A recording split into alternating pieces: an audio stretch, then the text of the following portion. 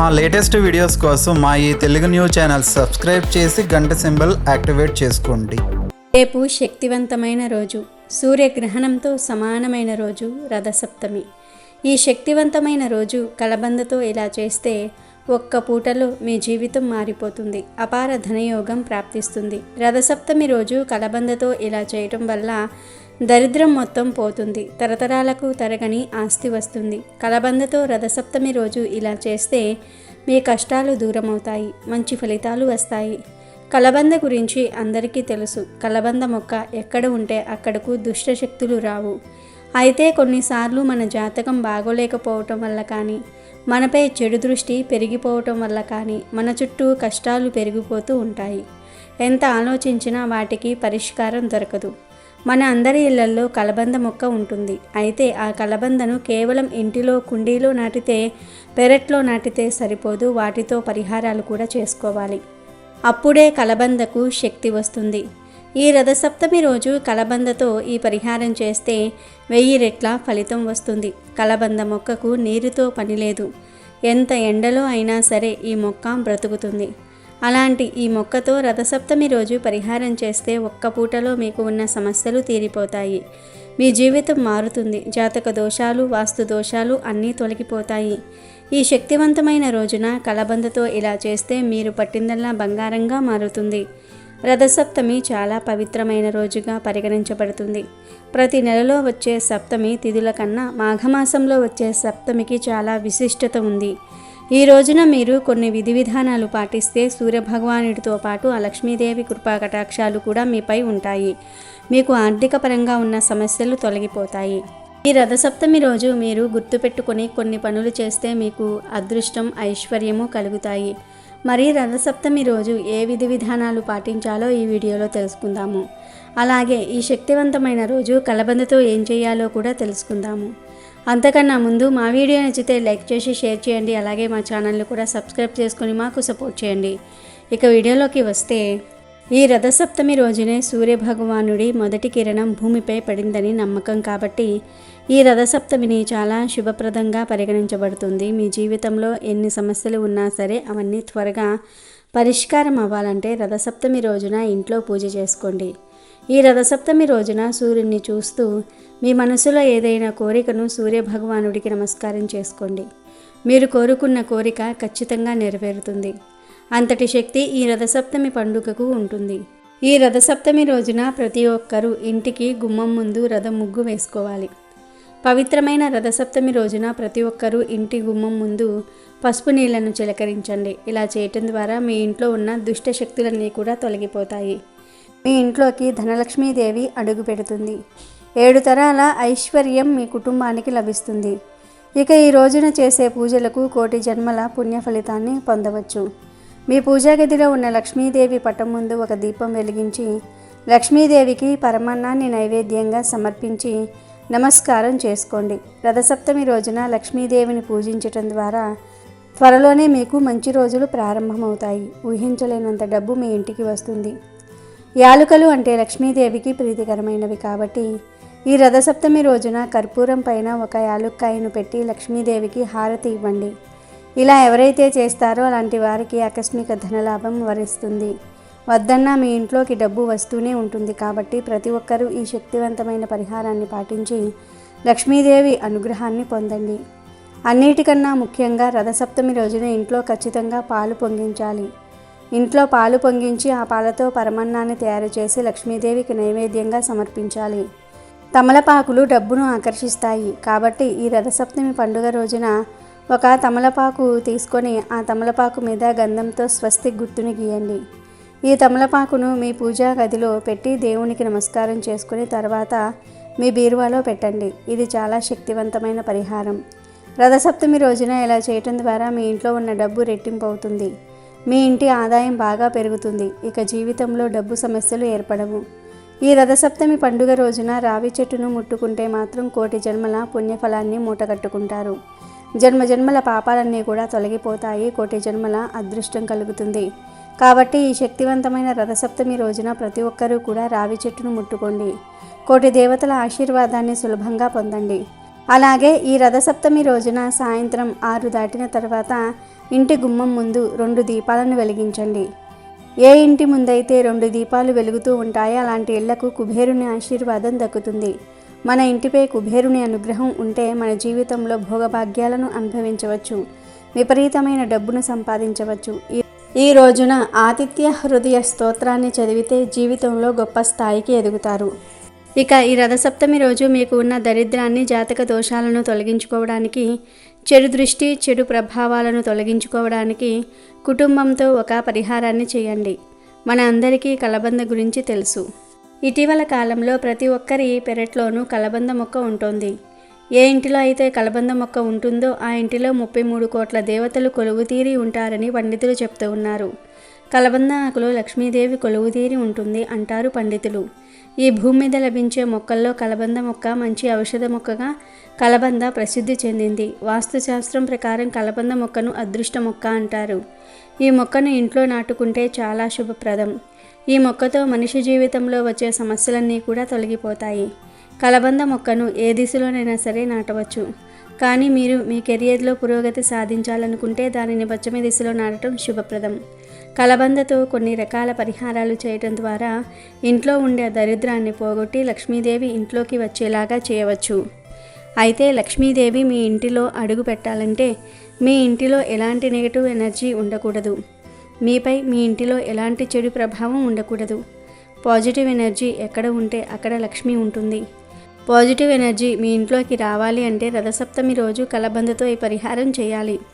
అది ఏమిటి అంటే రథసప్తమి రోజు మీ పనులన్నీ కూడా పూర్తయిపోయిన తర్వాత మీ ఇంటిలో ఉండే కలబంద మొక్క దగ్గరకు వెళ్ళండి. చిన్న కలబంద మొక్కలు పక్కపక్కన లేస్తాయి కదా, వాటిల్లో ఒకటి తెచ్చుకోండి. మట్టి లేకుండా శుభ్రంగా వాటిని కడగండి. వేర్లతో సహా కలబంద మొక్కను తెచ్చుకోండి. దానిని శుభ్రంగా కడిగిన తర్వాత బొట్లు పెట్టండి. ముందు పసుపు బొట్టు పెట్టి ఆ తర్వాత కుంకుమ బొట్టు పెట్టాలి. తర్వాత ఈ కలబంద మొక్కను తీసుకొని ఒక ప్లేట్లో పెట్టండి. రాగి, ఇత్తడి, స్టీల్, గాజు ఇలా ఏ ప్లేట్లో పెట్టినా పర్వాలేదు. ప్లేట్లో పెట్టిన తర్వాత ఈ ప్లేట్లో కొన్ని యాలకులు వేయండి. 3 లేదా 5 యాలకులు వేయండి. మంచివి పచ్చిగా ఉన్న యాలకులను తీసుకోవాలి. ఆ యాలకులను ప్లేట్లో వేశాక చిటికెడు కర్పూరం పొడిని, చిటికెడు కుంకుమను వేయాలి. ఇంట్లో పూజలలో వాడే కర్పూరం బిళ్ళలు ఉంటాయి కదా, వాటిని 1, 2 తీసుకొని పొడి చేసి కలబంద పెట్టిన ప్లేట్లో వేయండి. యాలకులు, కలబంద, కర్పూరము, కుంకుమ ఇవన్నీ కూడా నెగిటివ్ ఎనర్జీని తొలగించేస్తాయి, పాజిటివ్ ఎనర్జీని ఆకర్షిస్తాయి. ఈ వస్తువులు చాలా శక్తివంతమైనవి. వీటితో పరిహారం చేస్తే ధన సమస్యలు, శత్రు సమస్యలు, వాస్తు గ్రహ దోషాలు అన్నీ తొలగిపోతాయి. తర్వాత వీటన్నిటికీ ధూపం చూపించాలి.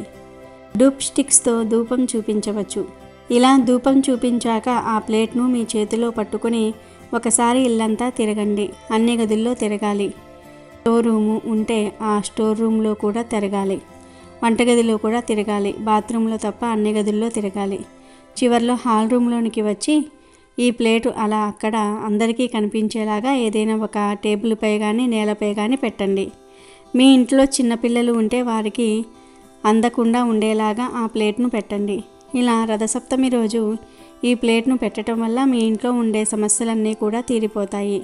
నెగిటివ్ ఎనర్జీ అంతా కూడా పోతుంది. మీ ఇంటికి ఉన్న నరదృష్టిని ఈ వస్తువులు తొలగించేస్తాయి.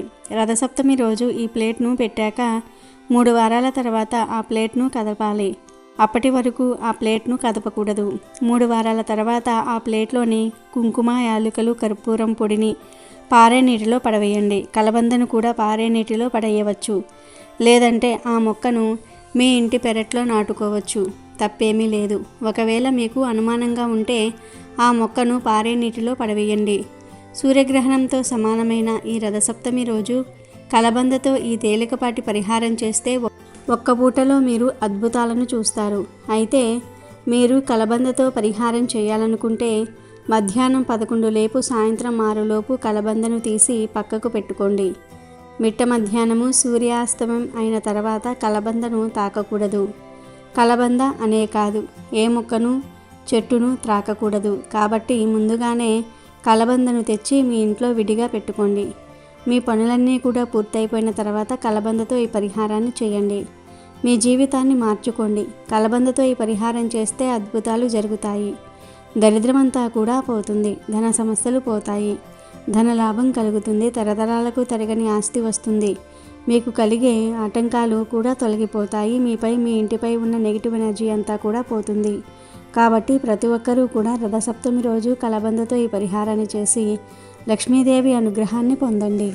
అయితే ఈ రథసప్తమి రోజున జిల్లేడు ఆకుతో ఒక పని చేస్తే కటిక పేదవాడు కూడా కుబేరుడుగా మారుతాడు. సాధారణంగా రథసప్తమి రోజు చాలామంది జిల్లేడు ఆకులను నీటిలో వేసుకొని లేదా తలపై, భుజాలపై పెట్టుకొని స్నానం చేస్తారు. అదేవిధంగా ఈ రథసప్తమి రోజు జిల్లేడు ఆకుతో ఒక పని చేస్తే మీరు అనుభవిస్తున్న పేదరికమంతా కూడా పోతుంది. శివుడిని తెల్ల జిల్లేడు పూలతో పూజిస్తే వ్యక్తులు వారి లైంగిక నేరాలకు క్షమింపబడతారని పురాణాలు చెప్తూ ఉన్నాయి.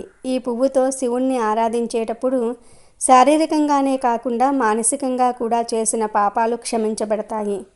తెల్ల జిల్లేడును శ్వేతార్ఘం అంటారు. వృక్ష జాతిలో ఈ తెల్ల జిల్లేడు విశిష్టమైంది. జిల్లేడులో 2 రకాలు ఉంటాయి. వంగ పువ్వు రంగు పూలు పూసే జిల్లేడు ఒకటి, తెల్ల పూల జిల్లేడు మరి ఒకటి. ఇది హేరంబ గణపతికి ప్రతీక. ఈ తెల్ల జిల్లేడును దొరికించుకుంటే మహాశివుడు విఘ్నాధిపతుల దయ మన మీద ప్రసరిస్తుందట. తెల్ల జిల్లేడు వేళ్ల మీద గణపతి నివసిస్తాడు. ఈ వేళ్ళు కొన్నిసార్లు ఆకృతిలో సైతం గణేశుణ్ణి పోలి ఉంటాయి. అందుకే చాలామంది తెల్ల జిల్లేడును పరమ పవిత్రంగా భావించి తులసి మొక్కల ఇంట్లో నాటుతారు.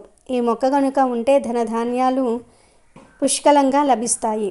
ఆలోచనల్లో పరిపక్వత వస్తుందని, ఎవరైనా హాని తలపెట్టినా అలాంటివి దుష్ప్రభావం చూపకుండా వారి ప్రయోగాలు నశిస్తాయని ప్రతీతి.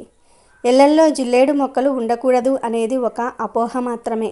నిజానికి శ్వేతార్ఘం లేదా తెల్ల జిల్లేడు మొక్క ఇంట్లో ఉంటే ఇక వారికి దారిద్ర్యం అంటే ఏమిటో తెలియదు. జిల్లేడు మొక్కలు అధికంగా ఉన్న ఊళ్ళో పంటలు కూడా బాగా పండుతాయంటారు. ఒక్క మాటలో చెప్పాలంటే జిల్లేడు సిరి సంపదలకు చిహ్నం అని నమ్ముతూ ఉంటారు. జిల్లేడు ఆకులతో సూర్య పూజ చేసిన వారికి విశిష్ట ఫలితాలు దక్కుతాయి. ఎంతో విశిష్టత ఉన్న జిల్లేడు చెట్టు ఆకులతో రథసప్తమి రోజు ఏం చేయాలో ఈ వీడియోలో వివరంగా తెలుసుకుందాం. కంటికి కనిపించే ప్రత్యక్ష దైవం ఎవరైనా ఉన్నారు అంటే అందులో తొలి స్థానం సూర్యభగవానుడికే దక్కుతుంది.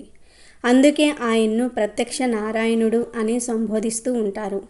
హిందూ పురాణాలు పంచాంగం ప్రకారం మాఘమాసంలోని శుద్ధ సప్తమి నాడు 1000 కిరణాలు గల సూర్యభగవానుడు జన్మించాడని, ఆ రోజునే సూర్యుడు పుట్టిన తిథిగా భావించారు. అందుకే ఆ రోజు రథసప్తమిగా భారతీయులంతా భావిస్తారు. సకల జీవకోటి రాసులందరికీ వెలుగుని ప్రసాదించే సూర్యుడు రథాన్ని ఎక్కి తన దిశానిర్దేశాన్ని మార్చుకునే రోజు కూడా ఈ రోజేనని నమ్ముతూ ఉంటారు. రథసప్తమి ముందు రోజు రాత్రి ఉపవాసం ఉండి తర్వాత రోజు ఉదయం అనగా సూర్యోదయానికి ముందుగానే స్నానం చేయాలి.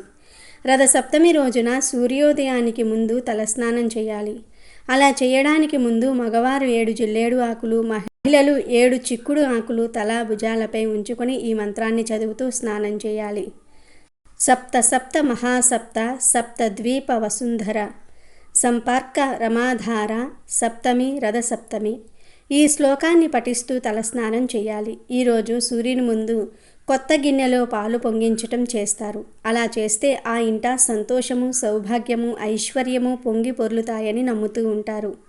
ఈరోజు సూర్యుని ఎదురుగా పాయసాన్ని చేసి చిక్కుడు ఆకులలో నివేదన చేస్తారు. ఎర్రని పువ్వులు, ఎర్రని అక్షింతలు, ఎర్ర చందనంతో పూజ చేస్తే ఆయురారోగ్యాలు, సంతానము కలుగుతుందని ప్రతీతి.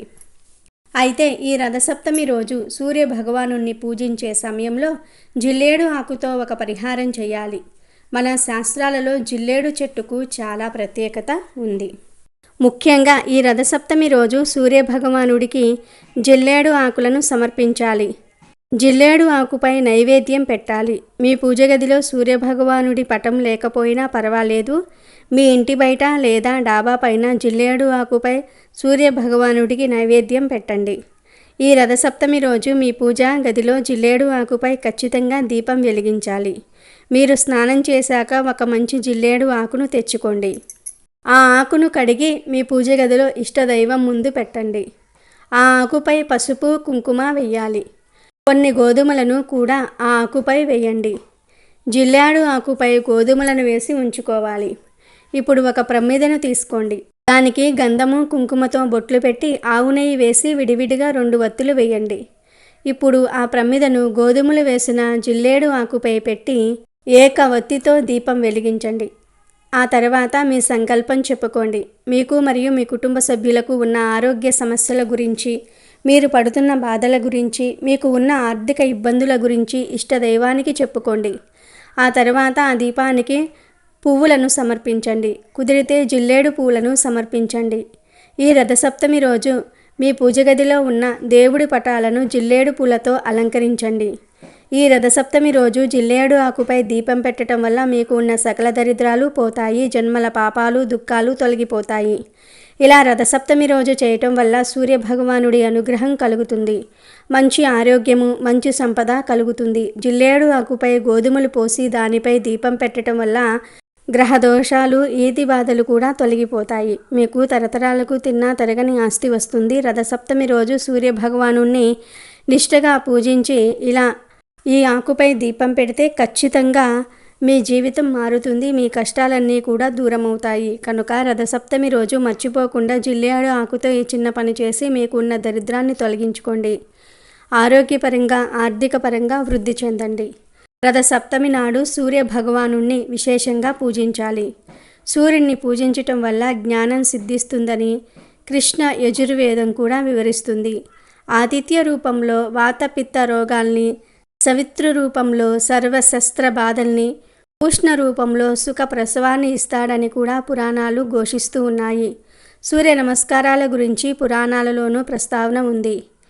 యోగాసనం, ప్రాణాయామం, మంత్రం, చక్ర ధ్యానంతో చేసే సంపూర్ణ సాధనే సూర్య నమస్కారాలు. వీటిని బ్రహ్మ ముహూర్తం అంటే వేకువజామున చేస్తే మంచి ఫలితం ఉంటుందట. సూర్యుడు ప్రభావాన్ని తెలిపే ఒక పురాణ కథ కూడా ఉంది. శ్రీకృష్ణుని కుమారుడైన శాంభుడు కుష్టి వ్యాధి బారిన పడినప్పుడు 12 శ్లోకాలతో సూర్యుడిని ఆరాధించటంతో అతడి వ్యాధి నయమైందట. అలాగే ద్వాపరయుగంలో సత్రాజిత్ అనే రాజు సూర్యభగవాను ఆరాధించి సమంతకమణిని వరంగా పొందాడు. అనారోగ్యంతో బాధపడేవారు అరుణ పారాయణం చేసిన, అరుణహోమం చేయించిన, అరసవెల్లి సూర్యనారాయణ స్వామిని దర్శించిన, కర్నూలు జిల్లా నంద్యాలకు సమీపంలోని సూర్య నందీశ్వర స్వామిని రథసప్తమి రోజున దర్శించిన సంపూర్ణ ఆరోగ్యం సిద్ధిస్తుందట. కాబట్టి ఆరోగ్య ప్రదాత, ఐశ్వర్యదాత, అందరికీ ఆదర్శమూర్తి అయిన ఆ ఉదయభానుణ్ణి భక్తితో పూజించాలి. రథసప్తమి రోజు నుంచే సూర్యుడు తన దిశానిర్దేశాలను మార్చుకుంటాడు. అలాగే రథసప్తమికి చిక్కుడుకాయలతో రథం తయారు చేస్తారు. 7 చిక్కుడుకాయలతో, చీపురు పుల్లలతో రథం చేస్తారు. ఈ రథం మీదకు సూర్యుడిని పిలుస్తూ ఉంటారు. చిక్కుడు ఆకుల్లోనే ప్రసాదం పెట్టి నివేదన చేస్తారు. చిక్కుడు ఆకుల్లోనే ప్రసాదం తింటారు. పూర్వం రోజుల్లో అయితే చిక్కుడు పాదు కిందే సూర్యకిరణాలు పడే చోట పొయ్యి పెట్టుకుని ప్రసాదం చేసేవారు. ఈ అవకాశం ఉంటే చేసుకోవచ్చు, లేదంటే సూర్యకిరణాలు పడే చోట చేసుకున్నా మంచిదే. ఏదీ కుదరకపోతే ఇంట్లో స్టవ్ మీద చేసుకున్నా సరిపోతుంది. వండే ఆహారానికి ఎండ తగిలితే వచ్చే ఆరోగ్యం వేరు. దీనిని ఓపెన్ కుకింగ్ అంటారు. పూర్వం ఓపెన్ కుకింగ్ ప్రచారంలో ఉండేది కాబట్టి రథసప్తమి రోజు కుదిరితే ఎండ పడే చోట పాయసాన్నం తయారు చేసుకోండి. అప్పుడు ఆ పాయసం మరింత అమృత తుల్యం అవుతుంది. ముందు పాలు పొంగుతున్న పాలల్లో బియ్యాన్ని వేయాలి. కడిగిన బియ్యం పక్కన పెట్టుకుని ఆ బియ్యాన్ని 3 సార్లు వేసేవారు కొంతమంది. బియ్యాన్ని కడగకుండా నెయ్యి రాసి వేసేవారు ఇంకొంతమంది. ఎవరి అలవాటును బట్టి వారు పాయసం చేసుకుంటూ ఉంటారు. పొంగిన పాలను సూర్యనారాయణమూర్తికి చూపించి నమస్కారం చేసుకుని బియ్యం వెయ్యాలి. ఇందులో కిస్మిస్లు, జీడిపప్పు ఏమీ వెయ్యకూడదు. పాలతో బియ్యాన్ని ఉడికించి ఆ పాల పాయసాన్ని సూర్యుడికి సమర్పించాలి. చక్కగా ఎక్కడైనా సరే అలికి ముగ్గు వేసి కుంపటి ఏర్పాటు చేసుకుని పాయసం వండాలి. పక్కనే పద్మాల ముగ్గు వేసి చిక్కుడుకాయ రథం ఉంచి అందులోనికి సూర్యనారాయణమూర్తిని ఆవాహన చేసి ప్రసాదాన్ని పెట్టాలి. అయితే ఉడికే పాయసంలో కొన్ని ప్రాంతాల వారు చిక్కుడు గింజలు వేస్తారు. ఒక వెండి పళ్ళెంలో చిక్కుడు ఆకులు పరిచి దాని మీద వేడివేడి పాయసం వేసి నివేదన చేసుకోవచ్చు. వేడి పాయసం చిక్కుడు ఆకు మీద పడగానే దానిలోని రసం పాయసంలోనికి వచ్చేస్తుంది. చిక్కుడులోని ఔషధాలు బయటకు వస్తాయి.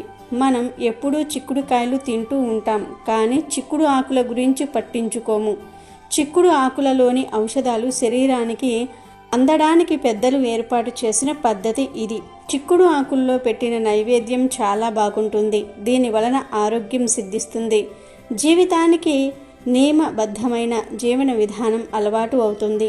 ఇంట్లో ఆనవాయితీ లేకపోయినా రథసప్తమి పూజ ఎవరైనా సరే చేసుకోవచ్చు. చాలామంది ఆనవాయితీ ఉంటేనే చేసుకోవాలా అని అనుకుంటూ ఉంటారు. కాకపోతే పూజ అనేది ఎవరైనా సరే చేసుకోవచ్చు. రథసప్తమి రోజు గోధుమల దీపాన్ని వెలిగిస్తే అష్టదరిద్రాలు తొలగి అష్టైశ్వర్యాలు కలుగుతాయి. గోధుమలంటే సూర్యుడికి చాలా ఇష్టం కాబట్టి సూర్య జయంతి రోజు గోధుమల దీపం పెట్టాలి. మరి ఆ గోధుమల దీపం ఎలా పెట్టాలంటే, స్నానం చేశాక ఒక పీట మీద చక్కగా పసుపు రాసి కుంకుమ బొట్లు పెట్టి గంధం బొట్లు పెట్టి ఆ పీట మీద గుప్పిడు గోధుమలు పొయ్యాలి. ఆ గోధుమల మీద 2 మట్టి ప్రమిదలు ఒకదానిలో ఒకటి ఉంచి ఆ మట్టి ప్రమిదలో నువ్వుల నూనె పోసి 12 వత్తులు వేసి దీపాన్ని వెలిగించుకోవాలి. 12 అంటే ద్వాదశ ఆదిత్యులకు సంకేతం.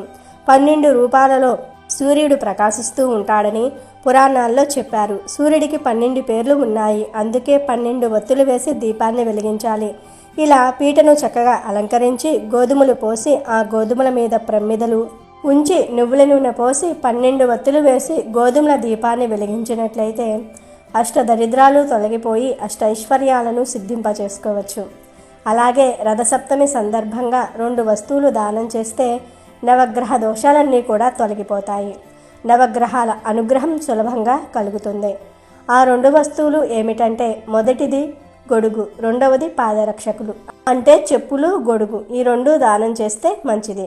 ఈ 2 దానం చేయలేని వారు వీటిల్లో ఒక్కదాన్ని అయినా సరే దానం చేశారంటే విశేషంగా అదృష్టం కలిసి వస్తుంది.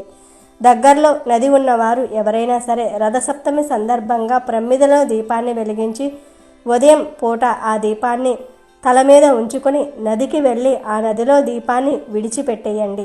మీ ఇంట్లో సభ్యులందరికీ కూడా జాతక దోషాలు తొలగిపోతాయి.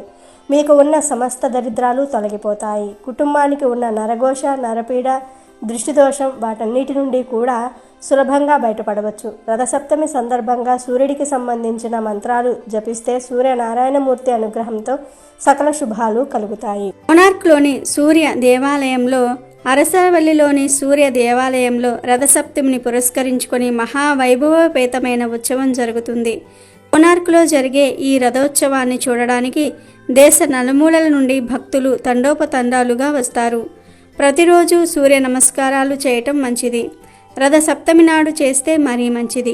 ఈరోజు ఆవునేతితో దీపం వెలిగించి సూర్య భగవానుడికి నమస్కరించుకుంటూ నది లేదా చెరువుల్లో వదిలితే మంచిది. సూర్యుడిని ఎర్రటి పూలతో పూజించటం శ్రేష్టం. రవితేజునికి రేగిపళ్ళు ఇష్టం కనుక ఈరోజు రేగిపళ్లను పరమాన్నాన్ని ఆతిథ్యునికి నైవేద్యంగా సమర్పించాలి. ఇతర మాసంలోని సప్తమి తిథుల కన్నా మాఘమాసంలోని సప్తమి తిథి చాలా విశిష్టమైనది. ఎందుకంటే స్వామివారి నిజరూప దర్శనం కలిగేది రథసప్తమి రోజే. మనం ప్రత్యక్ష దైవంగా సూర్యుడిని ఆరాధిస్తాం.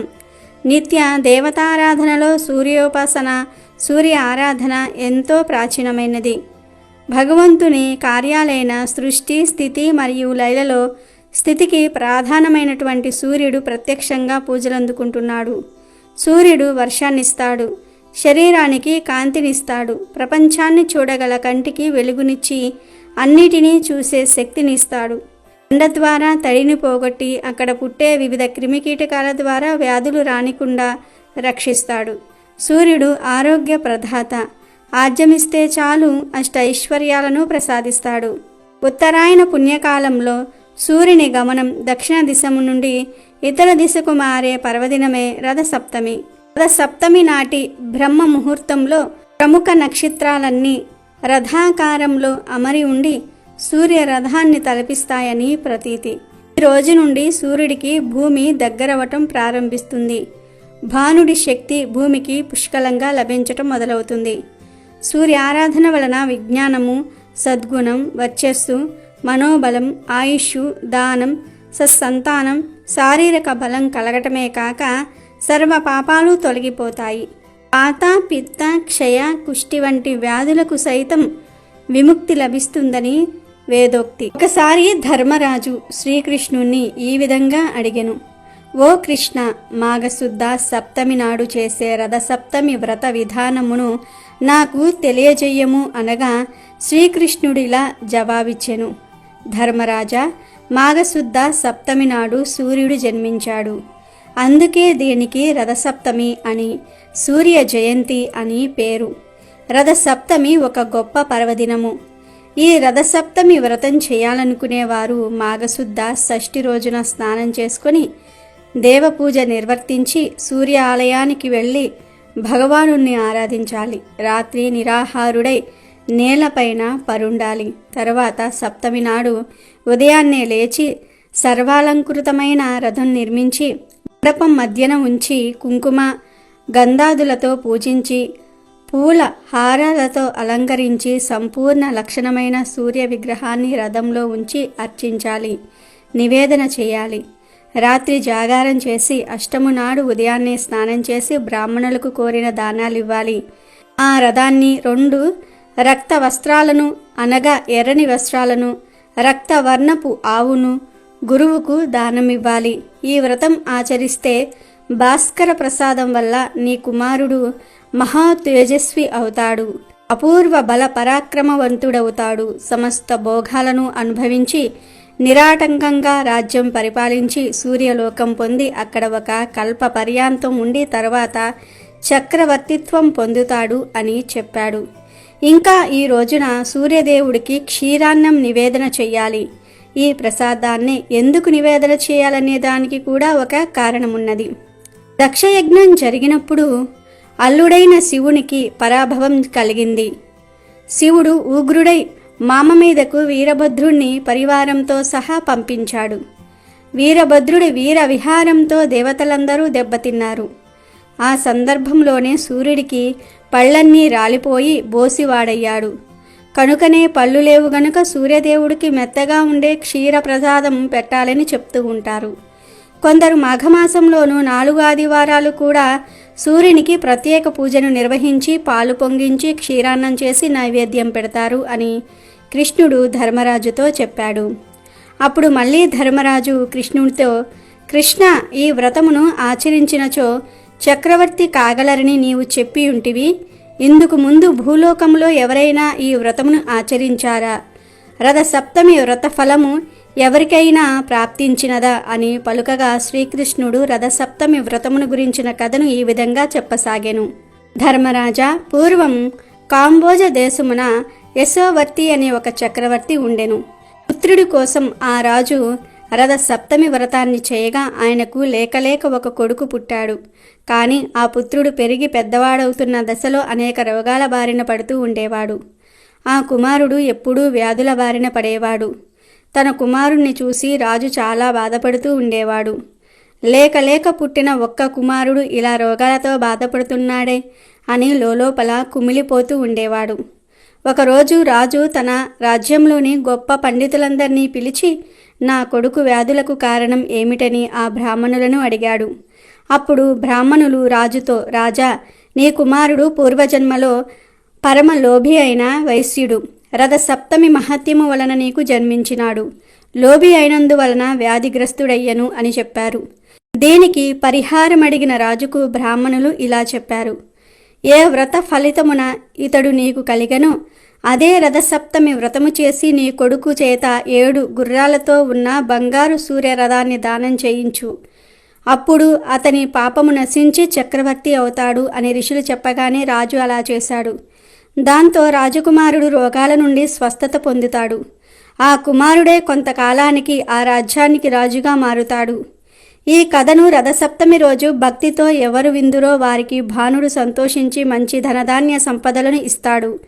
ఈ విధంగా బంగారంతో చేయబడిన గుర్రాలతో కూడుకుని ఉన్న శ్రేష్ఠ రథమును మాఘమాస సప్తమి రోజున ఎవరు దానం చేయుదురో వారు చక్రవర్తులవుతారు అని కృష్ణుడు రథసప్తమి మహత్యం గురించి ధర్మరాజుకు చెప్తాడు. అమెజాన్లో బెస్ట్ డిస్కౌంట్స్ కోసం వీడియో డిస్క్రిప్షన్లో లింకు ఉంది, చూడండి. అలాగే మా టెలిగ్రామ్ ఛానల్ సబ్స్క్రైబ్ చేసుకోండి.